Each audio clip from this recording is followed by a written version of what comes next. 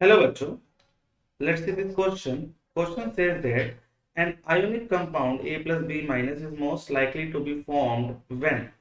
Okay, when Einstein energy of A is low, electron affinity of B is high, electron affinity of B is low, or both 1 and 2.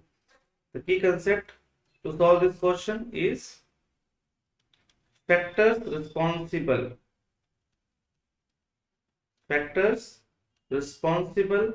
for ionic bond formation. वो कौन से factor हैं जो responsible हैं ionic bond formation के लिए? ठीक है, ये है इस क्वेश्चन को सॉल्व करने का की कंसेप्ट। अब इसको कैसे सॉल्व करेंगे, देखिए। पहला सॉल्यूशन में देखेंगे कैटायन। तो कैटायन हमें दो चीजें बनानी होती है, एक तो कैटायन और एक अनायन। कैटायन हम जितना इजीली बना सकेंगे उतना ही ज्यादा आयनिक बॉन्ड बनाने की टेंडेंसी रहेगी। कब कब कैटायन इजीली बनेगा? लो आयोनाइजेशन पोटेंशियल, उसका आयनिक पोटेंशियल लो होना चाहिए, और लो आयनिक पोटेंशियल होने के लिए उसका जो साइज है लार्ज होना चाहिए। Large size of cation. ठीक है, ये तो हुआ कैटायन बनने की टेंडेंसी। कैटायन कब इजीली बनेगा? अनायन बनाने की टेंडेंसी। अनायन कब इजीली बनेगा? जितना इजीली अनायन बनेगा उतना इजीली वो आयनिक बॉन्ड बनाएगा। High electron affinity.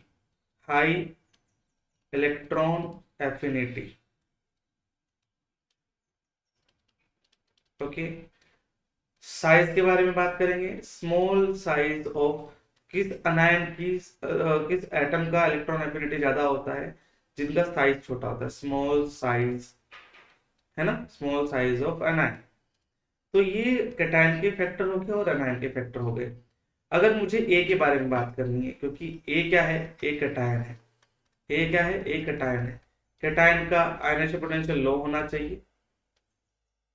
कैटायन का आयोनाइजेशन पोटेंशियल लो होना चाहिए, और साइज जो है बड़ा होना चाहिए। साइज लार्ज होना चाहिए। Size must be large size of cation, यानी कि ए प्लस के लिए साइज ज्यादा होना चाहिए।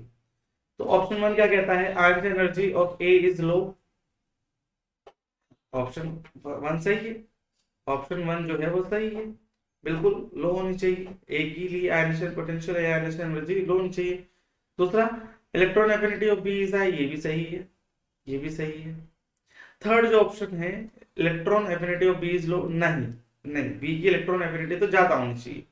तो फोर्थ फोर्थ क्योंकि 1 और 2 दोनों सही है, क्योंकि 1 और 2 दोनों सही है, तो यानी कि फोर्थ सही आंसर है। Both 1 and 2, option 4 is correct. Hope you understood it well. Good luck.